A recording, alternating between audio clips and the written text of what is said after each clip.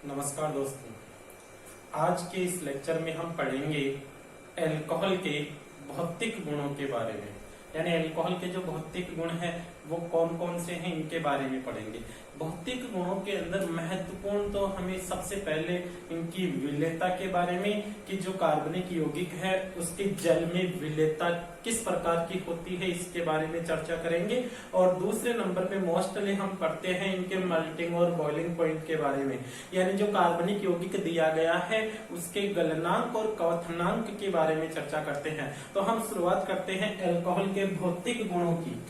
Alcohol के भौतिक गुण, अल्कोहल के भौतिक गुण कौन कौन से होते हैं। तो हम शुरुआत करते हैं नंबर 1 पे हम लेते हैं अल्कोहल की प्रकृति किस प्रकार की होती है। तो अल्कोहल की प्रकृति के अंदर देखते हैं अल्कोहल एक उदासीन अणु है। यानी अल्कोहल पर किसी प्रकार का कोई आवेश नहीं होता है। जैसे हम लिखते हैं अल्कोहल को ROH, है ना, तो इस पर ना तो पॉजिटिव चार्ज है ना नेगेटिव चार्ज है। इसलिए हम कह सकते हैं कि अल्कोहल एक उदासीन अणु होता है। दूसरे नंबर पे अगर हम देखें तो कार्बन 1 से लेकर कार्बन 11 तक के सदस्य होते हैं अल्कोहल के अंदर, है ना। Methanol, ethanol, propanol, butanol, pentanol, hexanol, है ना। इस प्रकार से कार्बन 1 से लेकर 11 तक के जो सदस्य होते हैं वो तीखी गंध वाले द्रव अवस्था में होते हैं। द्रव अवस्था में तीखी गंध होती है इनकी, है ना। कई बार मेथेनॉल होता है वो गैसीय अवस्था में भी रहता है, लेकिन मैक्सिमम हम बात करें तो कार्बन 1 से लेकर कार्बन 11 तक के सदस्य होते हैं वो तीखी गंध वाले द्रव अवस्था में पाए जाते हैं। जबकि 11 से आगे के जो सदस्य होते हैं वो मोम के समान गाढ़े होते हैं। मोम के समान गाढ़े होते हैं, ठीक है। तो सबसे पहला तो हमने पढ़ा कि अल्कोहल होता है वो उदासीन अणु होता है। दूसरे नंबर पे हमने देखा कार्बन 1 से लेकर 11 तक के सदस्य होते हैं वो द्रवावस्था में पाए जाते हैं। जबकि इससे आगे के जो सदस्य होते हैं वो मोम के समान गाढ़े होते हैं। तीसरे नंबर पर हम बात करें जो कि मोस्ट है, अल्कोहल के अंदर जो एथेनॉल होता है CH3CH2OH, एथेनॉल की प्रकृति स्वापक होती है। यानी इसके सेवन से बेहोशी सी उत्पन्न होती है। एथेनॉल जिसे शराब कहते हैं, शराब, एथेनॉल, यह केंद्रीय तंत्रिका तंत्र यानी केंद्रीय जो नाड़ी होती है उसको प्रभावित करता है जिससे नींद आने लगती है। तो एथेनॉल की प्रकृति स्वापक होती है। एथेनॉल की प्रकृति स्वापक होती है, ये केंद्रीय तंत्रिका तंत्र को प्रभावित करता है। एथेनॉल की प्रकृति स्वापक होती है। शराब भी कहते हैं एथेनॉल को, है ना। एथेनॉल को शराब भी कहते हैं, एथिल अल्कोहल भी कहा जाता है। और जबकि हम बात करें जो मेथेनॉल होता है, मेथेनॉल एक जहरीली शराब होती है। मेथेनॉल की प्रकृति जहरीली होती है। एथेनॉल तो पीने के काम में लिया जाता है, जबकि मेथेनॉल की प्रकृति जहरीली होती है। और अगर हम तृतीयक अल्कोहल की प्रकृति देखें तो तृतीयक अल्कोहल की प्रकृति प्रबल स्वापक होती है। अगर कोई तृतीयक अल्कोहल का उपयोग करता है तो उसकी स्वापक प्रवृत्ति सबसे अधिक होती है, ठीक है। फोर्थ नंबर पर हम बात करते हैं अल्कोहल की जल में विलेयता। जल में विलेयता, है ना। तो पहली चीज तो हमें याद रखना है कि अल्कोहल होता है वो जल में विलय होता है, क्योंकि अल्कोहल जल के अणुओं के साथ हाइड्रोजन बंध का निर्माण करता है। अल्कोहल जल के अणुओं के साथ हाइड्रोजन बंध का निर्माण करता है और हाइड्रोजन बंध के निर्माण के कारण ही अल्कोहल होता है वो जल के अंदर घुलता है। अब हम इसका स्ट्रक्चर भी देख सकते हैं। जैसे अल्कोहल होता है, अल्कोहल को हम लिखते हैं OH और एक एल्किल समूह होता है। इसी प्रकार से देखें जल के अणु में हाइड्रोजन, ऑक्सीजन और हाइड्रोजन होता है। यहाँ पर अल्कोहल के अंदर देखेंगे तो ऑक्सीजन की इलेक्ट्रॉन नेगेटिविटी अधिक होने के कारण ऑक्सीजन पर नेगेटिव आंशिक ऋणावेश होता है। विद्युत ऋणता ऑक्सीजन की अधिक है। ऑक्सीजन की विद्युत ऋणता अधिक होने के कारण ऑक्सीजन OH बंध के इलेक्ट्रॉनों को अपनी ओर खींच लेता है, जिससे ऑक्सीजन के ऊपर नेगेटिव चार्ज आता है और हाइड्रोजन के ऊपर पॉजिटिव चार्ज आता है। तो ऑक्सीजन की विद्युत ऋणता अधिक होने के कारण OH बंध ध्रुवीय होता है। एल्कोहल में ऑक्सीजन परमाणु की विद्युत ऋणता अधिक होने के कारण OH बंद होता है, वो ध्रुवीय प्रकृति का होता है। ऐसा का ऐसा ही अगर हम पानी के अंदर देखें, जल के अंदर, नीर के अंदर देखते हैं तो ऑक्सीजन के ऊपर नेगेटिव चार्ज होता है, ऑक्सीजन की विद्युत ऋणता अधिक होने के कारण, और हाइड्रोजन के ऊपर आंशिक ऋणावेश, ऑक्सीजन पर आंशिक ऋणावेश और हाइड्रोजन के ऊपर आंशिक धनावेश आ जाता है। यानी ऑक्सीजन के ऊपर तो नेगेटिव चार्ज होता है, हाइड्रोजन के ऊपर पॉजिटिव चार्ज होता है। इनकी इलेक्ट्रॉन नेगेटिविटी भिन्न भिन्न होने के कारण, अलग अलग होने के कारण, है ना। अब देखो, जैसे हम अल्कोहल को पानी के अंदर मिलाते हैं तो अल्कोहल का ऑक्सीजन और जल का हाइड्रोजन आपस में एक अट्रैक्शन फोर्स से जुड़ता है ना भाई। ऑक्सीजन तो नेगेटिव चार्ज रखता है, हाइड्रोजन पॉजिटिव चार्ज रखता है, तो दो विपरीत चार्ज के बीच में इलेक्ट्रोस्टैटिक फोर्स काम करता है। स्तर वैद्युत आकर्षण बल लगता है। इस स्तर लगने वाले स्तर वैद्युत आकर्षण को ही हम कहते हैं हाइड्रोजन बल, है ना। ऐसे ही आगे और अल्कोहल का अणु होगा तो अल्कोहल के अणु और जल के अणुओं के बीच में हाइड्रोजन बंध का निर्माण होता है। इसी हाइड्रोजन बंध के निर्माण के कारण ही अल्कोहल होता है वो पानी के अंदर, जल के अंदर, नीर के अंदर घुलनशील होता है। ठीक है, तो पहला तो आपको कारण याद रखना है कि अल्कोहल होता है वो जल के अंदर क्यों घुलता है। तो इसका रीजन है कि अल्कोहल का OH बंध ध्रुवीय होता है जो जल के अणुओं के साथ हाइड्रोजन बंध का निर्माण कर लेता है। एक शब्द में आंसर दे सकते हो, जल के अणुओं के साथ हाइड्रोजन बंध बनाने के कारण, है ना। हाइड्रोजन बंध के कारण, अल्कोहल की जल में विलेयता का कारण हाइड्रोजन बंध। ठीक है, अगर डिटेल से पूछे तो आपको लिखना है कि अल्कोहल में OH बंध ध्रुवीय होता है और इसी ध्रुवीय बंध के कारण ये जल के OH बंध के साथ हाइड्रोजन बंध का निर्माण कर लेता है। अब हम पढ़ेंगे कि कौन सा अल्कोहल होता है वो जल में अधिक घुलनशील होता है और कौन सा अल्कोहल होता है वो जल में कम घुलनशील होता है। तो ध्यान देना, जैसे जैसे कार्बनिक श्रृंखला में वृद्धि होती है अल्कोहल की जल में विलेयता कम होती जाती है। हम बात करें जैसे जैसे, एक तो मेथेनॉल ले हम, दूसरा हमने लिया एथेनॉल और तीसरे नंबर पे हमने लिया है प्रोपेनॉल। मेथेनॉल, एथेनॉल और प्रोपेनॉल। तो यहाँ पर हम देखें कि कौन सा अल्कोहल होता है वो जल में अधिक घुलनशील है।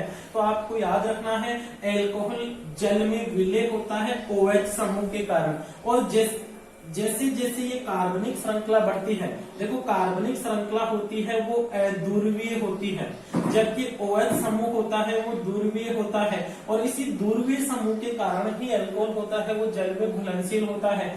अब जैसे जैसे कार्बनिक श्रृंखला बढ़ेगी तो कार्बनिक श्रृंखला अध्रुवीय है, अध्रुवीय श्रृंखला के बढ़ने से अल्कोहल के जल के अंदर विलेयता कम होती जाती है। तो हमें सिंपल सा याद रखना है कि जैसे जैसे कार्बनिक श्रृंखला बढ़ती है यानी अल्कोहल के अणुभार के अंदर वृद्धि होती है तो अल्कोहल की जल में विलेयता कम होती है। तो मेथेनॉल, एथेनॉल और प्रोपेनॉल में से अगर हम इनकी जल में विलेयता देखें तो अधिक विलय होता है मेथेनॉल, उससे कम होगा एथेनॉल, और प्रोपेनॉल की जल में विलेयता और भी कम होती है क्योंकि प्रोपेनॉल का अणुभार ज्यादा है, कार्बनिक श्रृंखला अधिक बड़ी है, कार्बनिक श्रृंखला अध्रुवीय होती है, जबकि पानी होता है, जल होता है वो ध्रुवीय प्रकृति का होता है ना। तो ध्रुवीय विलय होते हैं वो ध्रुवीय विलायकों में घुलते हैं, है ना। अब जल तो ध्रुवीय है और ये कार्बनिक श्रृंखला अध्रुवीय है अल्कोहल की, तो अध्रुवीय श्रृंखला जल के अंदर नहीं घुलेगी, ये जल से प्रतिकर्षित होगी, इसलिए इस प्रोपेनॉल की जल में विलेयता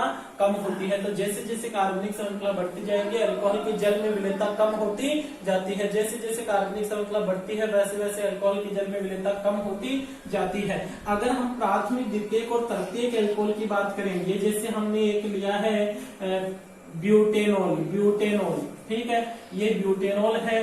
दूसरा हमने लिया है द्वितीयक ब्यूटेनॉल, है ना, द्वितीयक अल्कोहल, या हम बात करें ब्यूटेनटोल, ब्यूटेनटोल, और एक हमने लिया है तृतीयक अल्कोहल, तृतीयक अल्कोहल, ठीक है।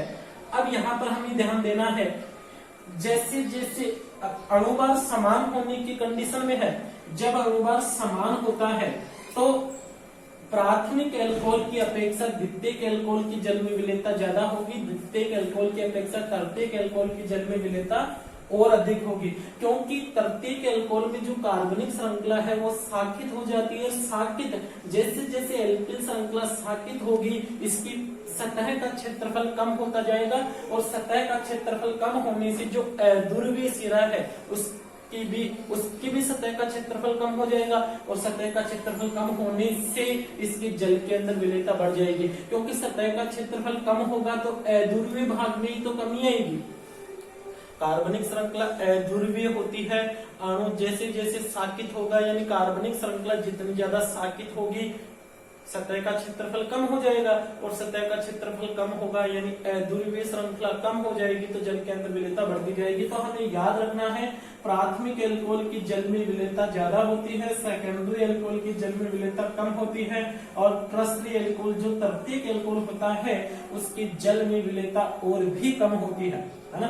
फर्स्ट कंडीशन, तो अगर कार्बनिक श्रृंखला बढ़ती है तो उसकी जल में विलेयता कम होती है। दूसरी कंडीशन हमें याद रखना है कि जब समान अणुभार होता है तो अणु जितना ज्यादा साकित होता जाएगा जल में विलेयता उतनी ही अधिक होती जाएगी। तो उस कंडीशन में हम कह सकते हैं कि प्राथमिक अल्कोहल से ज्यादा विलेय होगा द्वितीयक अल्कोहल, है ना, द्वितीयक अल्कोहल, और द्वितीयक अल्कोहल से ज्यादा विलेय होगा तृतीयक अल्कोहल, क्योंकि अणुसाकित होने पर अध्रुवीय श्रृंखला बढ़ती जाती है, अध्रुवीय श्रृंखला बढ़ने से जल के अंदर विलेयता भी बढ़ती जाती है। तो अभी हमने बात की अल्कोहल की जल में विलेयता की। हम 5th नंबर पे पढ़ते हैं अल्कोहल का क्वथनांक, जो कि मस्ट है, क्वथनांक में से भी क्वेश्चन पूछा जाता है। अल्कोहल का क्वथनांक, तो अल्कोहल के क्वथनांक की बात करें तो अल्कोहल का क्वथनांक होता है वो हाइड्रोकार्बन से अधिक होता है। अल्कोहल का क्वथनांक होता है वो हाइड्रोकार्बन यानी alkane, alkyl halide, ether, amine, aldehyde, ketone, इन जैसे ऐसे कार्बनिक यौगिकों से अल्कोहल का क्वथनांक अधिक होता है। ठीक है, अल्कोहल का क्वथनांक हाइड्रोकार्बन से अधिक होता है। क्वेश्चन पूछा जा सकता है क्यों, है ना। तो आंसर रहेगा कि अल्कोहल के अणु आपस में हाइड्रोजन बंध के द्वारा जुड़कर संगुणित हो जाते हैं, और संगुणित होने के कारण ही इनके क्वथनांक में वृद्धि होगी। भाई जब अणुओं के बीच में परबल आकर्षण बल यानी हाइड्रोजन बंध का निर्माण हो जाएगा तो उस बंध को तोड़ने के लिए अधिक टेम्परेचर की आवश्यकता होगी, यानी इनके क्वथनांक के अंदर क्या हो जाएगी, वृद्धि हो जाएगी। भाई हम किसी यौगिक को गर्म करेंगे तब उसी यौगिक के अंदर जो बॉन्ड है बने हुए वो बॉन्ड टूटेंगे तभी तो वाष्पित होगा। तो अल्कोहल के अणुओं के अंदर क्या होता है, परबल हाइड्रोजन बंध पाया जाता है, और उस हाइड्रोजन बंध के कारण ही अल्कोहल का क्वथनांक होता है वो aldehyde, ketone, alkyl halide, ether और हाइड्रोकार्बन, एल्केन, एल्काइन, इनसे अधिक होता है। तो हमें क्या याद रखना है कि अल्कोहल के अणु आपस में हाइड्रोजन बंध के द्वारा संगुणित होने के कारण इनका क्वथनांक हाइड्रोकार्बन से अधिक होता है। अल्कोहल के अणु आपस में हाइड्रोजन बंध के कारण संगुणित रहते हैं, इसलिए इनका क्वथनांक हाइड्रोकार्बन से अधिक होता है। जबकि हाइड्रोकार्बन यानी एल्केन, एल्किन, एल्काइन के अंदर हाइड्रोजन बंध नहीं पाया जाता है। ये अध्रुवीय अणु होते हैं, अध्रुवीय अणु होने के कारण इनके अंदर केवल और केवल वान डर वाल्स बल ही पाया जाता है, और वान डर वाल्स बल होने के कारण इनका क्वथनांक कम होता है।